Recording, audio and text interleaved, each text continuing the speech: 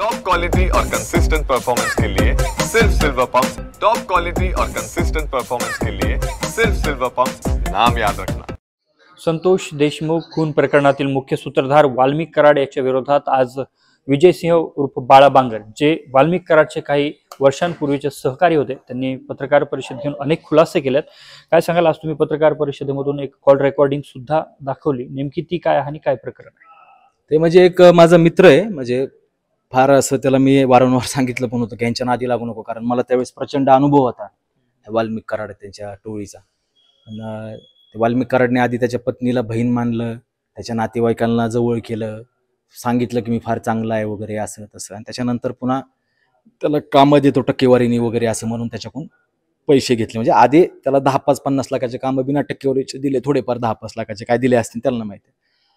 त्याच्यानंतर वाल्मिक कराडने 50 लाख 25 लाख 50 लाख त्यांच्याकडून पैसे घेतले की तुम्हाला 10-5 कोटी टक्केवारीने कामं देतो। ते कामं घेतल्यानंतर आपलं कामाचे पैसे दिल्यानंतर वाल्मिक कराड म्हणला की आता पुढच्या महिन्यात कामं देतो, तिसऱ्या महिन्यात देतो। असे 5-6 महिने निघून गेल्यानंतर त्या कुटुंबाच्या लक्षात आलं की आमचे पैसे अडकून बसलेत। मग ते लोकांनी माझ्याकडे आले, मी वाल्मिक कराडला सांगितलं यांचे पैसे देऊन टाका, रिटर्न जे असेल ते असेल। ते म्हणला हो हो देऊन टाकतो, त्यांना पाठवून द्या, हे करा। नंतर आला तर त्याला त्यातले 5 लाख रुपये दिले, आणि त्याच्यानंतर पुढे गेलं कसं त्याला पोलिसांनी धरलं त्या कुटुंबाला, आणि FIR काहीच नाही, आणि त्यांना काय नाही धमक्या दिल्या की तुम्हीच आमच्याकडून खंडणी नेली, असंच नेली। आता वाल्मिक कराडकडून परळीतून कोणी खंडणी घेईन? शक्यच नाही ना, ते पण 5 लाख रुपये काय कशाला? हे सगळं म्हणजे, आणि त्यावेळेस पोलिसांचा लोकलचा सहभाग सगळा काय अधिकाऱ्यांचा वाल्मिक कराडला। ते कुटुंब खचलं, त्याच्यानंतर त्या घरी पोलिस पाठवले, त्या कुटुंबाला त्रास दिला। पण हे जे आपल्याला आज कुटुंब बाहेर काढायचे ते करायचे, ते आपल्याला त्यांचे मनोबल वाढवले पाहिजेत, आत्मविश्वास वाढवला पाहिजे। त्याच्यामध्ये ही जी काही शिवीगाळ केली जाते, जातीवाचक बोलला असं तुम्ही म्हणालात, तो संवाद आणि तो कशासाठीचा फोन होता? तोच पैशाचं, तुम्ही ऐकलं असेल ना की व्यवहार झालेले आहेत वगैरे, तो असं असं म्हणजे फार म्हणजे हे पुरातन काळात पण अशा शिव्या देत नसते। जसं यांनी फोनवर एवढा मोठा नेता आहे म्हणतोय, ते स्वतःला समाजसेवक वाल्मिक कराड, ते सरळ धडधडी शिवाय देतो ना। त्याच्यामध्ये तुम्ही रेकॉर्डिंग मध्ये, आता मी 3दा रेकॉर्डिंग ऐकू घातली, पैसे दे रे पैसे, जातीवादक बोल रहा आहे, माझ्याकडे व्हिडिओ रेकॉर्डिंग आहेत। आता सर्वसामान्य कुटुंबातलं वाल्मिक कराडकडून खंडणी घेऊ शकतो का? माझ्यावर पण खंडणीचा गुन्हा दाखल केलेला वाल्मिक कराड, मी त्याला जीव मारण्याचा प्रयत्न केला, हे केला, कसं शक्य? म्हणजे माझ्या वडिलावर 18 सप्टेंबरला केस दाखल झालेली, आणि माझ्यावर 30 सप्टेंबरला गुन्हा दाखल होतो। हे म्हणजे सगळं हा प्रकार म्हणजे त्यावेळेस पोलिसांचा अभय होतं त्याला, यंत्रणेचं। नक्कीच तुम्ही पत्रकार परिषदेत बोलताना असंही सांगितलं की तुमच्या समोर 3 लोकांना मारलं ते तुम्ही पाहिलं, कोण होते ते लोक, काय? त्याचा मी खुलासा करेन आता। महादेव मुंडे तर आहेच त्याच्यातलं एक जण, अजून एक जणांची नावं घेईन ना आता एका दिवशी सगळं। आधी महादेव मुंडेच्या कुटुंबासाठी मी अजून महादेव मुंडेच्या कुटुंबाला भेटलेलो नाहीये, सगळ्या परळीला माहिती नाही किती लोक मारले। तर माझ्या आईलाच ह्यांनी मारण्याचा प्रयत्न केला, मला 10 विरोध मारण्याचा प्रयत्न केला, तर साहजिक आहे ना, खुलासे होणार आहे फार। मी काय याच्यामध्ये शांत बसणार नाही, मी फासावर जायला तयार आहे, माझा जीव गेला तर हरकत नाही, महाग हटणार। कुणी मारलं होतं महादेव मुंडेंना, आणि नेमका काय प्रकार घडला होता? तुम्ही मांसाचा हाडाचा देखील विषय केला। परळीतल्या लोकांना माहिती आहे, मी पण त्यांचे नाव घेऊन पुढची पत्रकार परिषद, त्याच्या पुढची पत्रकार परिषद घेणार आहे। आधी बघतो पोलीस यंत्रणेला, प्रशासनातल्या अधिकाऱ्याला त्यांचे नाव सांगतो, नाही दिलं कोणी फिर्याद तर मी फिर्याद द्यायला तयार आहे। मी काय अजून महादेव मुंडे कुटुंबाला भेटलेलं नाहीये, त्यांची नक्कीच भेट घेईल। त्यांचं काय त्यांना मानसिक दबाव असेल, त्रास असेल त्या कुटुंबाला, त्यांच्या मी फिर्याद द्यायला तयार आहे। वाल्मिक कराडच्या कार्यालयात त्या महादेव मुंडेंच्या हत्येनंतर काही प्रकार घडला असं तुम्ही सांगितलं, तो काय होता, काय घडलं काय होतं? नाही, मांसाचा तुकडा आणला होता, शरीराचं माणूस मारले, रक्त मांस दाखवायला, मारला अण्णा आम्ही मारलं, वा शाब्बासकी, गाड्या गिफ्ट बिफ्ट, हा प्रकार जगजाहीर आहे, तिथलच्या बऱ्याच जवळच्या लोकांना माहिती। आम्ही काय, त्याने आमच्यावर दहशत ठेवण्यासाठीच करत होता सोबतच्या यंत्रणेला।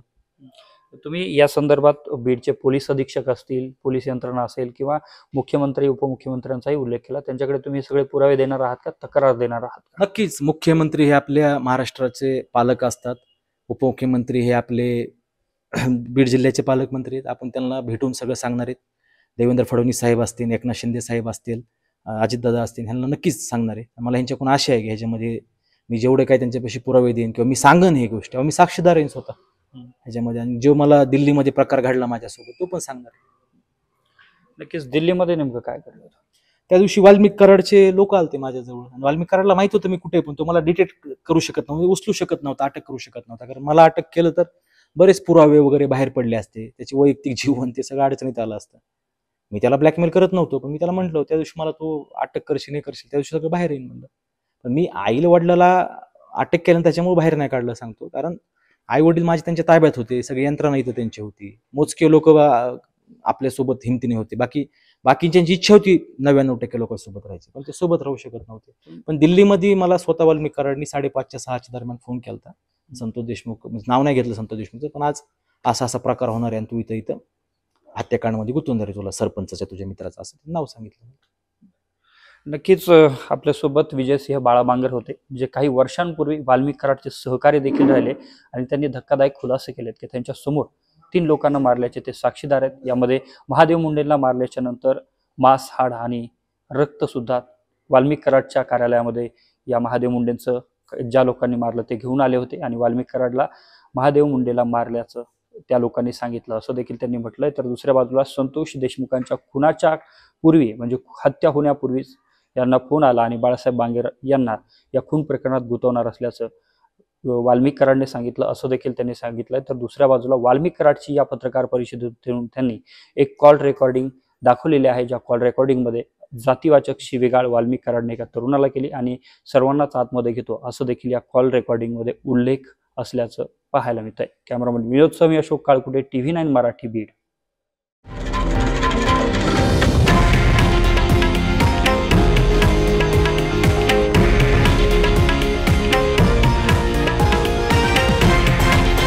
हे आहे देशातील नंबर 1 न्यूज नेटवर्क आणि आपण पाहत आहात TV9 मराठी, एकमेव.